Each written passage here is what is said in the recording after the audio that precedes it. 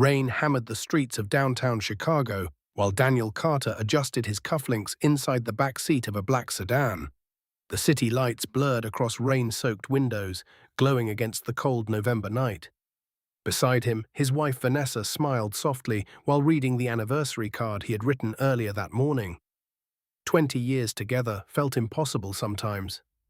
They had survived layoffs, miscarriages, bankruptcy threats, and endless nights building something from nothing. Now their names quietly sat on ownership documents for one of Chicago's most respected restaurants.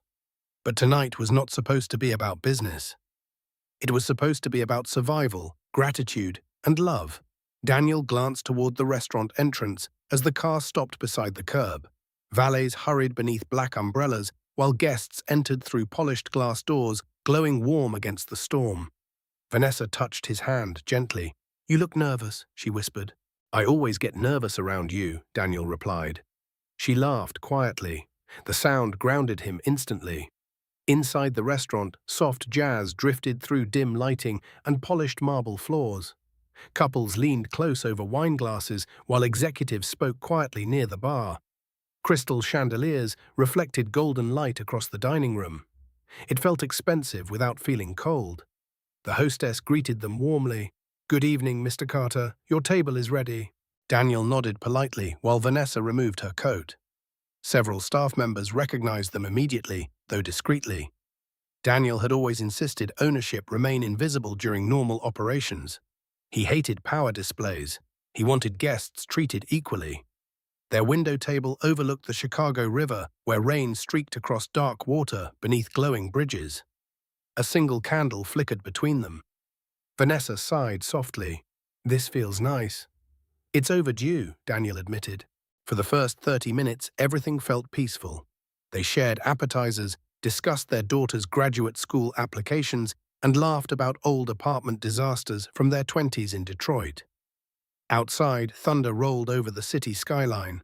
Then the atmosphere changed. The restaurant doors opened sharply. 2 uniformed police officers entered with wet boots and serious expressions. Conversation softened almost immediately. Police presence always carried weight inside upscale spaces. Daniel noticed one officer scanning the room carefully, not randomly, intentionally.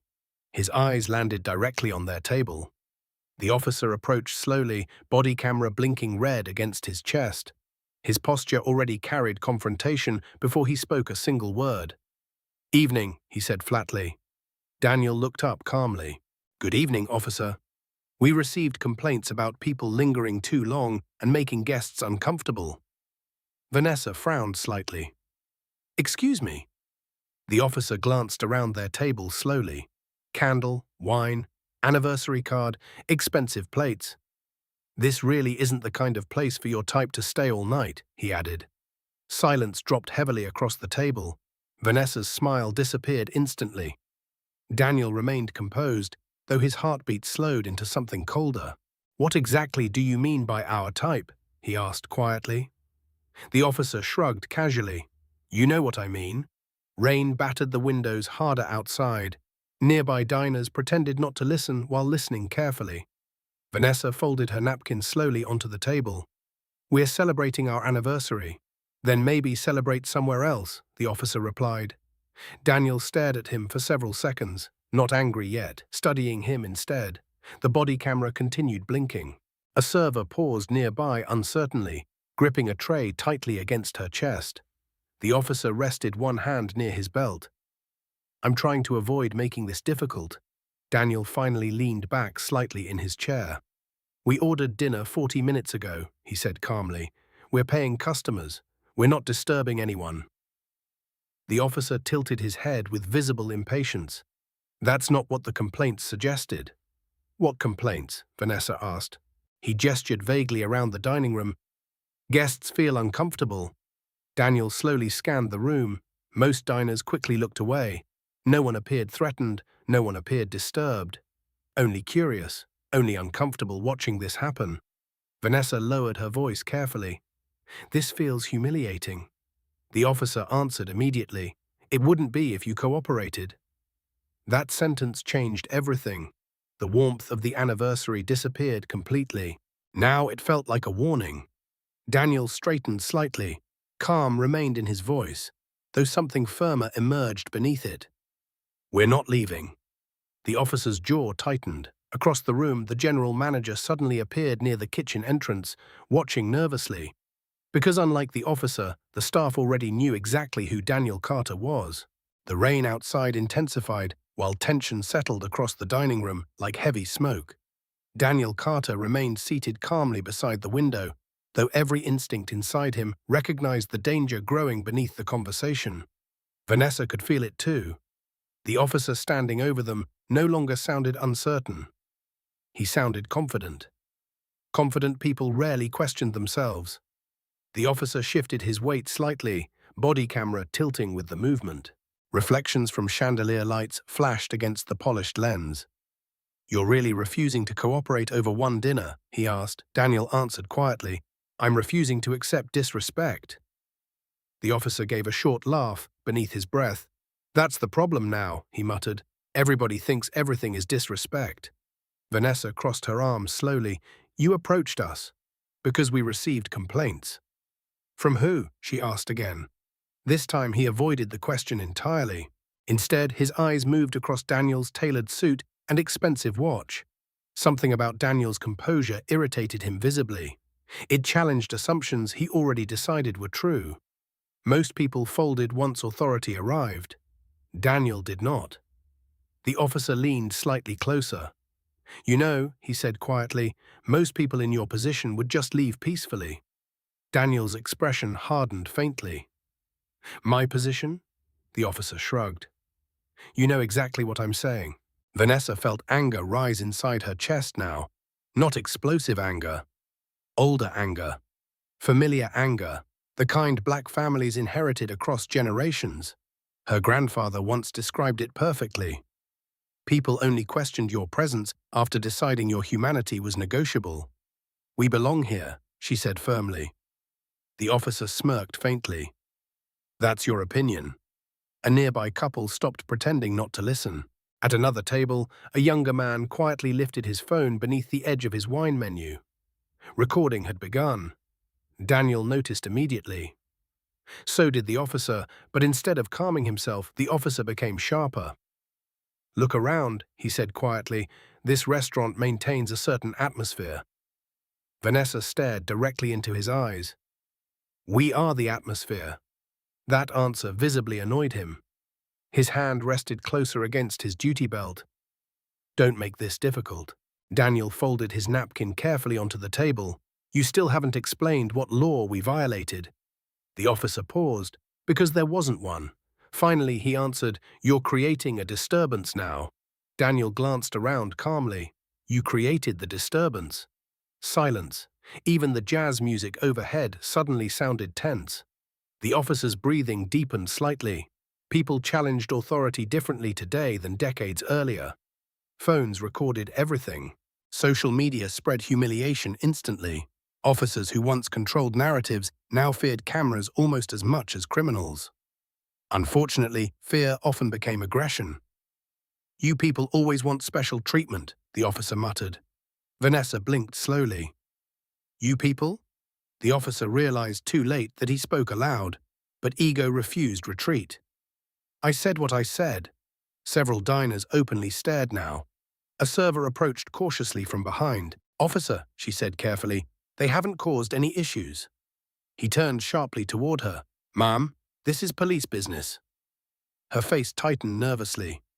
"But they reserved this table weeks ago." "Step away," he interrupted. She hesitated before backing off slowly. Daniel watched the exchange carefully. The officer wanted obedience more than resolution. That made him dangerous. Vanessa reached for Daniel's hand beneath the table. "Maybe we should go," she whispered quietly. Daniel looked toward her. He saw exhaustion in her eyes now, not fear. Exhaustion, the emotional fatigue Black Americans carried after spending lifetimes proving they belonged inside spaces already earned. Daniel squeezed her hand gently. "No," he replied softly. Then he looked back toward the officer. "We're staying." The officer immediately grabbed his shoulder radio. "Dispatch, I need additional units," he said. "Possible trespassing situation." Vanessa's face tightened with disbelief. Trespassing? Daniel's voice remained calm. You're escalating this without cause. The officer lowered the radio slowly. You escalated it when you refused lawful instructions. What lawful instructions? Daniel asked. Again, no answer came, only ego, only assumption. Across the restaurant floor, employees gathered nervously near the kitchen corridor. Whispers moved quickly between them. The general manager had already contacted corporate leadership upstairs. Security cameras recorded every angle. Reservation logs were already being checked, and one uncomfortable truth was spreading quietly through management. The officer threatening removal had no idea he was confronting one of the restaurant's founders. Daniel noticed movement near the back hallway. 3 executives emerged together. The general manager, the operations director, and the company attorney, all walking directly toward the table. The officer still believed backup would arrive first. He had no idea the room was about to turn against him. The footsteps grew louder as the 3 executives approached Daniel's table. The dining room, once buzzing softly with conversation, fell almost silent. Every guest sensed the shift in atmosphere. Authority had arrived, but not the kind the officer anticipated. The operations director spoke first, his tone calm but firm. "Officer, is there a problem here?" The officer gestured vaguely toward Daniel and Vanessa. "They've been occupying a table too long. Complaints. They're refusing to leave." The general manager stepped closer, eyes locked on the officer. "Complaints from whom? Can you provide details?" He shrugged, clearly unprepared for confrontation from leadership. "Guests, multiple reports. They made some people uncomfortable." The company attorney lifted a tablet, reviewing reservation and seating logs. His eyes narrowed as he scrolled. Recognition dawned quickly. "Mr. Carter," he said, voice professional, "you are one of the owners, correct?" Daniel nodded slowly, calm, collected, every move deliberate. The officer blinked. "Owner?" "Yes," the attorney replied. "Co-founder and equity partner. His name is on the business license." A hush fell across the dining room. Forks paused mid-air. Conversation stopped. The jazz overhead seemed abruptly too loud. The officer's posture shifted. His confidence faltered for the first time. Every assumption he had made about this table and its occupants now stood exposed. Daniel finally spoke, voice even. "Officer, you attempted to remove me from a restaurant I co-own without cause." The attorney interjected calmly, showing the officer the logged times. "They've been here exactly 43 minutes, all verified, no guest complaints substantiated." The officer's jaw tightened. He realized the body cam on his chest was documenting every misstep, every biased word. The evidence wasn't just visible now, it was undeniable. Daniel continued quietly, each word deliberate, measured.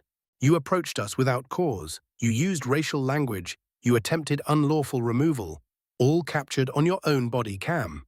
The officer finally nodded stiffly. There was no defense remaining, none that could hold against documented facts. Vanessa exhaled slowly beside him. Relief mingled with lingering tension. They were safe for now.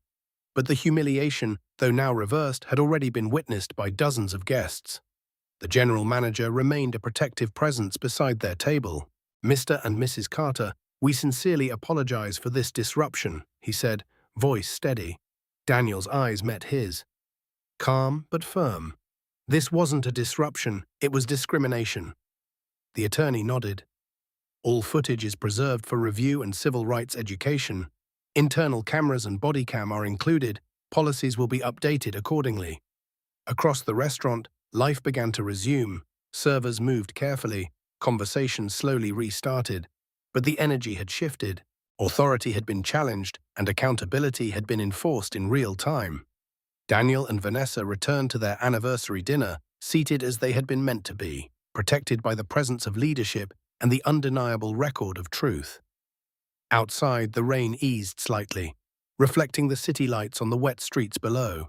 The evening, once tense with potential humiliation, now carried a quiet triumph, tempered by the sobering reminder of the fragility of respect and the importance of vigilance. The police officer left the restaurant 10 minutes later without another word. Rain still clung to his uniform as the doors closed behind him.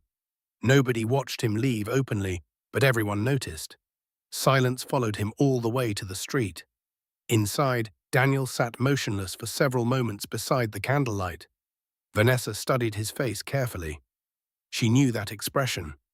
Calm on the surface, exhaustion underneath. "You okay?" she asked softly. Daniel forced a faint smile. "I'm tired." "Of tonight?" He looked toward the rain outside the windows, of always needing proof that we belong. The words settled heavily between them. The general manager approached carefully with a bottle of wine carried in both hands. "This is from the house," he said quietly, "and again, I'm deeply sorry." Daniel nodded politely. "Thank you." The manager hesitated before speaking again. "Corporate already contacted legal counsel. They want immediate review before morning." Vanessa sighed quietly. "We didn't come here looking for a lawsuit." "I know," the manager replied, "but lawsuits often begin where dignity ends." That sentence lingered long after he walked away. The dining room slowly regained rhythm. Silverware clinked again. Jazz music softened the tension. Servers resumed careful smiles, yet something invisible had changed. Guests looked toward Daniel and Vanessa differently now, not with suspicion, with recognition. Several older black couples near the bar subtly nodded toward Daniel while leaving. Small gestures, quiet solidarity, the kind built through generations surviving similar moments. Vanessa noticed every single one. "They understand," she whispered. Daniel nodded slowly, because humiliation like tonight never belonged only to one couple. It belonged to history. An hour later, they finally finished dinner. The anniversary dessert arrived untouched beside flickering candles. Neither of them felt hungry anymore. As Daniel signed the receipt, his phone buzzed. The caller ID displayed his younger brother, Marcus. Daniel answered quietly. "Hey." Marcus spoke immediately. "I just saw the video online." Daniel froze. "What video?" Marcus exhaled sharply. "Somebody recorded the confrontation. It's already spreading across social media." Vanessa's eyes widened. Daniel closed his eyes briefly. Of course it spread. America consumed public humiliation faster than truth. Marcus continued, "The comments are exploding. Reporters are already reposting clips." Daniel rubbed his forehead slowly. "How bad?" "Bad enough that your name's trending locally." Vanessa looked away toward the dark river outside. The night no longer belonged to them. It belonged to strangers now. By midnight, local news stations aired partial cell phone footage beside headlines discussing racial profiling and police overreach. The body camera details had not yet been released publicly, but witnesses were already speaking online. Some defended Daniel, others defended the officer. America divided itself quickly whenever race entered the conversation. Back home in their brownstone on Chicago's South Side, Vanessa sat quietly on the edge of their bed while rain tapped softly against old windows. Family photographs lined the walls around them. College graduations, weddings, birthdays. 20 years of building a life together. Daniel loosened his tie slowly. "I should have left," Vanessa whispered suddenly. He looked toward her immediately. "No. What if things escalated?" "They already escalated." She lowered her eyes. Daniel walked toward her carefully. "My father taught me something when I was young," he said softly. "If someone can remove your dignity whenever they feel uncomfortable, then your freedom is conditional." Vanessa stared silently at the floor. "He spent 30 years working factories in Detroit," Daniel continued. "Every promotion came with humiliation attached. Every success required proof. He used to say surviving America meant constantly auditioning for your own humanity." Tears finally filled Vanessa's eyes. "I'm tired of auditioning." Daniel wrapped his arms around her quietly. Outside, thunder rolled somewhere across Lake Michigan. His phone buzzed again. This time, the call came from the city attorney's office. Daniel answered carefully. A calm female voice spoke immediately. "Mr. Carter, we need to inform you that Internal Affairs has officially opened an inquiry into tonight's incident." Daniel remained silent. Then she added one more sentence. "And the officer involved has already filed his own report claiming you resisted lawful police instructions." Daniel's expression hardened instantly, because now this was no longer about humiliation. It was becoming a fight over truth itself. The next morning, the city's skyline gleamed cold and silver under a pale winter sun. Daniel sat in his office, overlooking the Chicago River, black coffee steaming in a mug that read Owner. Vanessa leaned against the window frame, watching him review the first official reports from Internal Affairs. The body cam footage had already been uploaded securely to their legal team. Every angle, every word captured. Nothing could be contested, yet the process still demanded vigilance. "Morning," Vanessa said softly. "You look exhausted." Daniel didn't look up immediately. "Exhaustion doesn't matter right now. Accuracy does." The attorney on the phone spoke calmly from across the city. "We've reviewed all documentation. The officer's account contradicts your body cam. Misconduct is clear. We can begin settlement discussions, but we recommend keeping communication strictly professional." Daniel nodded slowly, eyes scanning the stacks of reports. "Professionalism," he repeated, "even when authority fails to recognize it." Vanessa approached the desk, placing a hand over his. "Do you ever think about what would have happened if backup had arrived before management stepped in?" He inhaled deeply. "I'd rather not. It's a reminder of how quickly situations can spiral when assumptions go unchecked." Outside, winter wind rattled the windows, carrying echoes of city traffic and distant sirens. Even Chicago seemed aware of the tension from the previous night. By mid-afternoon, corporate leadership confirmed the officer's suspension. Mandatory retraining in civil rights, psychological evaluation, and a review of departmental protocols would follow. Policies were being updated immediately. Anonymous complaints now required verification by staff before any action. Owners on site had to be confirmed before officers engaged with patrons. Every potential loophole accounted for. Daniel sat back, letting the news settle.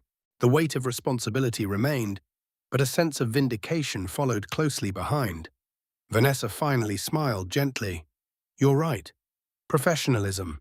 Because the alternative is chaos," Daniel said, voice quiet but firm. "Unchecked authority breeds injustice, not order." Months passed. Training programs incorporated footage from the night, ensuring officers and staff recognized implicit biases and understood legal limitations. Chicago's police department made the case a model for bias education nationwide. 6 months later, Daniel and Vanessa returned to the same window table at their restaurant. Candles lit, wine poured. Everything felt familiar yet profoundly changed. Staff greeted them warmly, instantly recognizing the couple who had insisted on accountability. The atmosphere was protected now, secure. Their celebration was uninterrupted, the city outside falling into quiet winter night. Daniel raised his glass gently toward Vanessa. "To truth. To dignity," she replied softly. Jazz music played faintly overhead, gentle and unintrusive.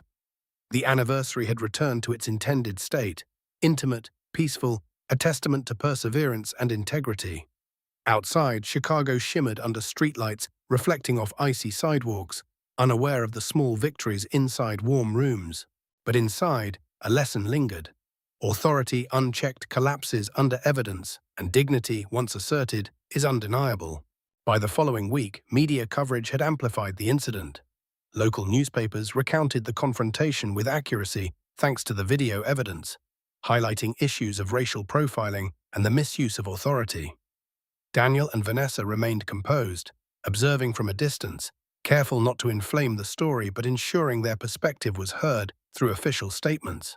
The legal team drafted formal civil rights complaints, citing the officers' conduct and the violation of their rights as business owners and patrons. The documentation was meticulous: timestamps, body cam footage, witness statements, and management confirmation of ownership. Every fact verified, every narrative controlled. The city's police department faced intense scrutiny internally. Disciplinary hearings commenced swiftly, guided by the undeniable evidence captured on multiple cameras. The officer was formally suspended without pay pending review, and retraining programs were updated to address the very biases highlighted by the incident. For Daniel and Vanessa, the public attention was a mixture of discomfort and quiet satisfaction. They had not sought headlines, yet they recognized the power of documented truth in shaping policy and enforcing accountability. Their restaurant became a case study in racial equity, subtly teaching staff, patrons, and city officials alike about the importance of fairness and vigilance. Returning home one evening, Vanessa sat with Daniel at their kitchen table, reviewing messages from friends, family, and loyal customers expressing support. Gratitude mingled with a lingering sadness over the incident itself. They spoke quietly, acknowledging the emotional toll but also recognizing the importance of their response. Daniel finally leaned back, looking out the window at the city lights. "Sometimes," he said, "you don't just fight for yourself. You fight for the record, for precedent, for anyone who might face the same situation." Vanessa nodded, squeezing his hand gently. "And for dignity. Always dignity." As the weeks passed, corporate leadership confirmed policy changes had been fully implemented. Anonymous complaints required verification, officer interactions were carefully documented, and staff protocols ensured management presence during sensitive situations. The changes, though subtle, carried a lasting impact throughout the organization. Months later, Daniel and Vanessa celebrated their anniversary once more. The restaurant was warm, inviting, and free from any intrusion. Candles flickered gently across the window table. Wine glasses clinked softly. No officers, no tension, only the quiet presence of achievement, love, and resilience. The city outside moved at its usual pace, unaware of the quiet victories occurring inside that space. Inside, the Carters sat composed, aware that the affirmation of their rights and dignity had ripple effects far beyond a single evening. This night, unlike the last, belonged entirely to them, a testament to integrity, perseverance, and the quiet power of standing firm when confronted with injustice. Winter turned to early spring in Chicago, and the Carters' lives slowly returned to a rhythm untouched by confrontation. Reservations continued to fill the restaurant, now with an unspoken recognition among staff that Daniel and Vanessa's presence symbolized both leadership and resilience. The anniversary table by the window remained a subtle emblem of integrity, a quiet reminder to all who observed of the power of standing firm against injustice. Despite public attention settling, the couple remained vigilant. They conducted weekly reviews with staff, discussing implicit bias, customer interactions, and procedures for handling complaints. Every discussion reinforced a culture of dignity, accountability, and fairness, extending lessons far beyond the walls of the restaurant. One afternoon, Daniel received a call from a city official. The tone was measured, professional. "Mr. Carter, the Internal Affairs Review has concluded. The officer involved has been found guilty of misconduct, with immediate suspension and mandatory retraining. Policies have been revised department-wide based on your case." Vanessa exhaled quietly beside him. Relief mingled with quiet pride. Daniel placed his hand over hers. Accountability doesn't arrive often, but when it does, it reshapes systems, not just reputations. The city slowly adjusted. Local media followed the policy changes, publishing features on bias training and the importance of evidence in holding authority accountable. Schools and community organizations began referencing the incident in discussions about civic responsibility, fairness, and racial equity. Inside the restaurant, new staff training programs included real footage, carefully edited to emphasize professionalism and the consequences of misconduct. The video became both a teaching tool and a reminder that vigilance could protect dignity and rights. Months later, on a crisp spring evening, Daniel and Vanessa celebrated another anniversary at their restaurant, the same window table. Candles flickered gently, soft jazz played in the background. No interruptions, no tension, only warmth and intimacy. A young couple at a nearby table glanced toward them, whispering in admiration. Staff recognized the significance of the Carters' presence, offering discreet gestures of respect. Vanessa leaned close. "It feels different this time. Safe." Daniel nodded. "It's not just safe. It's right. The record is clear, the policies are firm, and dignity is respected. That's victory in its quietest form." Outside, Chicago's streets gleamed under early evening lights, rain having polished the pavement in the morning hours. The city moved at its usual pace, unaware of the transformation quietly seeded inside one restaurant, inside one table, inside two lives that refused to bow to bias. The couple held hands across the table, drinking slowly, savoring each moment. Their anniversary, once shadowed by confrontation, now stood as a testament to integrity, patience, and unwavering courage. Life continued, but lessons remained firmly planted, waiting to influence every table, every staff member, and every patron who came after. Summer arrived over Chicago with heavy heat and long golden evenings stretching across the riverfront. Tourists filled downtown sidewalks while music drifted from rooftop bars and crowded patios. Inside Carter's restaurant, business thrived stronger than ever. Reservations booked weeks ahead, and the waiting list continued growing despite rising competition across the city. Daniel spent most mornings reviewing expansion proposals from investors eager to partner with the brand. But success no longer felt purely financial to him. The restaurant had become something larger than business. It had become proof. Proof that dignity could survive humiliation. Proof that accountability could force change. And proof that silence was not the same thing as peace. One Tuesday afternoon, Vanessa walked through the dining room before opening hours. While sunlight streamed across polished wooden floors, staff prepared tables quietly, folding napkins with practiced precision. Near the entrance, she noticed a young black hostess nervously rehearsing greeting lines beneath her breath. Vanessa smiled gently. "First week?" The hostess nodded quickly. "Yes, ma'am." "What's your name?" "Imani." Vanessa leaned lightly against the host's stand. "You nervous?" Imani laughed softly. "A little." Vanessa glanced around the restaurant slowly. "This place wasn't built for perfection," she said. "It was built so people could feel welcome." Imani's shoulders relaxed almost immediately. Moments like that mattered deeply now, because Vanessa understood something many executives missed. Culture did not begin inside policy manuals. It began inside ordinary interactions. Later that evening, Daniel attended a city council discussion regarding police oversight reforms. Community leaders, attorneys, journalists, and business owners packed the chamber beneath bright television lights. His case had become part of a wider conversation across Chicago. One council member addressed him directly. "Mr. Carter, what changed your perspective most after the incident?" Daniel paused thoughtfully before answering. The realization that professionalism alone cannot protect dignity. The room quieted. "My wife and I followed every social expectation imaginable," he continued calmly. "We dressed appropriately, spoke respectfully, built successful careers, owned the establishment itself. Yet none of those things prevented assumption from entering the room before humanity did." Several people nodded quietly. Daniel's voice remained steady. "Policies matter, evidence matters, accountability matters. But culture matters most, because bias rarely announces itself honestly. It hides behind words like atmosphere, discomfort, or procedure." The hearing lasted nearly 3 hours. By the next morning, clips from Daniel's testimony circulated nationally. Some viewers praised his composure. Others attacked him online for discussing race publicly. Vanessa read several hateful comments before finally closing her phone. "You know what scares me?" she admitted quietly that night. Daniel looked toward her from the balcony overlooking the city skyline. "What?" "How normal all this still feels to some people." Daniel understood immediately, because the deepest wounds rarely came from loud hatred. They came from ordinary acceptance. Weeks later, a formal letter arrived from Chicago's Police Accountability Board. Inside was an invitation.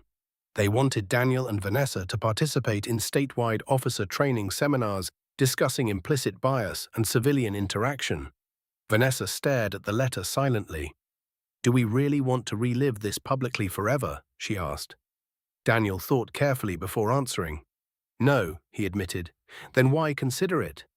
He folded the letter slowly. "Because maybe somebody else avoids becoming the next headline."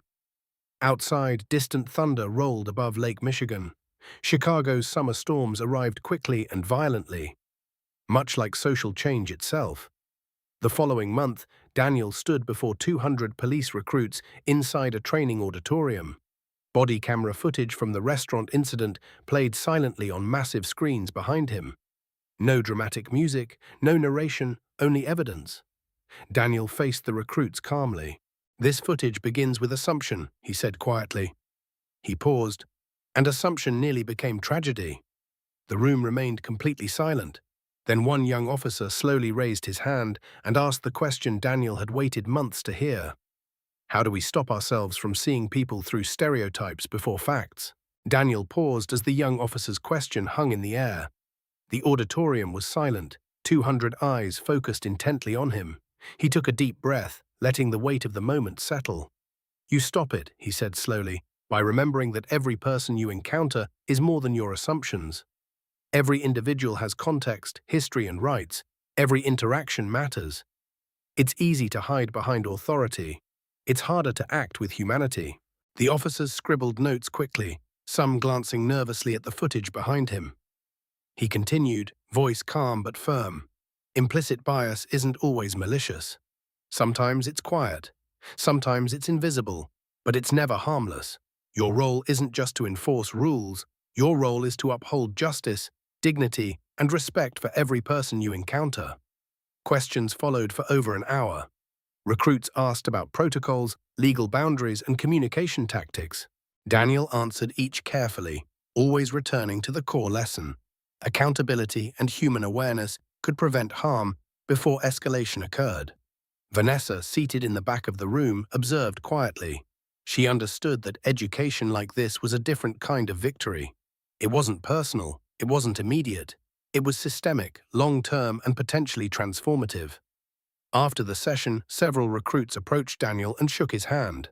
Some quietly apologized for past behavior, others simply nodded, acknowledging the gravity of what they had seen. The atmosphere was somber, reflective. Outside, sunlight fell on the city streets. Chicago moved on, as it always did, oblivious to the ripple effects of one documented incident. Later that evening, back at the restaurant, Daniel and Vanessa sat at their window table once more. Candles flickered, soft jazz played, and the city's evening lights reflected on the river. For them, this was finally quiet, personal, and uninterrupted. I'm proud of us, Vanessa said softly. Daniel smiled faintly. We didn't just survive, we changed something.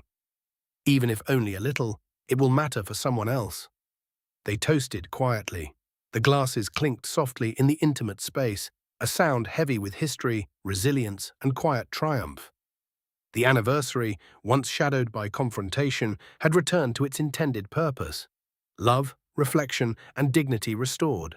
And as they sat together, the lessons of that night, and every subsequent action, became part of the story permanently. A reminder that courage and composure, documented and deliberate, could influence systems, policies, and even hearts long after the moment itself had passed. The following winter arrived quietly over Chicago. Snow drifted across rooftops and collected along the riverwalk beneath glowing streetlights. Inside Carter's restaurant, warmth wrapped around guests like a refuge from the cold outside. Laughter echoed softly beneath jazz melodies while candlelight shimmered across polished glass and dark wood.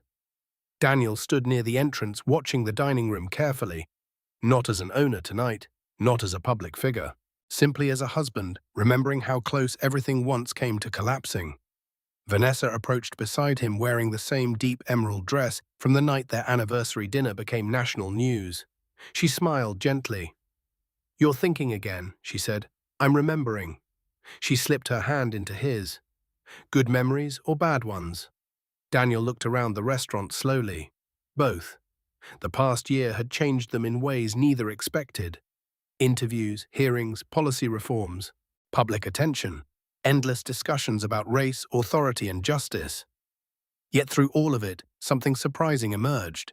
Peace. Not perfect peace.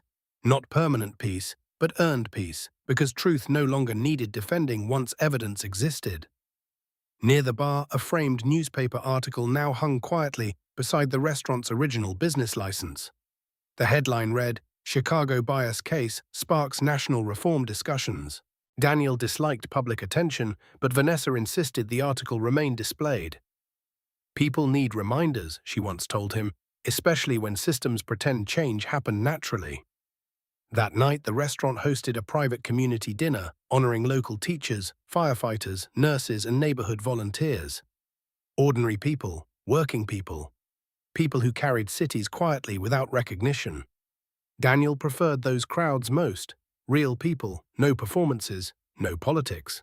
As guests gathered near the dining room windows overlooking the snowy river, an older black man approached Daniel slowly with a cane in one hand. "I wanted to thank you," the man said softly. Daniel smiled politely. "For what?" The man glanced around carefully before answering. "I'm 74 years old," he said. "I spent decades leaving places quietly when people wanted me gone. Watching you stay seated meant something to people my age." Daniel felt emotion tighten unexpectedly inside his chest. The man continued. "Not because you won." He paused. "Because you refused to disappear." For several seconds, Daniel could not speak. Vanessa squeezed his hand gently beside him. Outside, snow continued falling steadily over Chicago, soft, silent, endless. Later that evening, Daniel walked alone through the empty dining room after closing hours. Chairs rested upside down on tables, while city lights reflected against dark windows. The same window table remained untouched near the river. He stopped beside it quietly. 1 year earlier, that table became a battlefield over belonging. Now it represented something entirely different. Resilience, proof, memory. Daniel reached toward the candle resting at the center of the table. Unlit tonight. Peaceful. He thought about his father working factory lines in Detroit, about his grandfather leaving Mississippi during segregation, about generations forced to survive humiliation quietly simply to stay safe. And he realized something important. Progress rarely arrived dramatically. Most often it arrived through ordinary people refusing to surrender dignity during ordinary moments. A dinner, a conversation, a seat at a table. The world changed through moments small enough for powerful people to underestimate. Vanessa appeared beside him again, wearing her winter coat. "You ready to go home?" she asked softly. Daniel smiled warmly. "Yeah." He took one final look around the restaurant before switching off the dining room lights. Darkness settled peacefully across the empty room. No tension, no confrontation, only quiet. Outside, Chicago glowed beneath fresh snow, while traffic moved slowly along icy streets. Daniel and Vanessa walked together toward their car beneath the city lights, hands clasped tightly against the cold. They were no longer carrying humiliation, only history. And history finally had recorded the truth correctly. Subscribe to the channel, leave a comment, and share this video.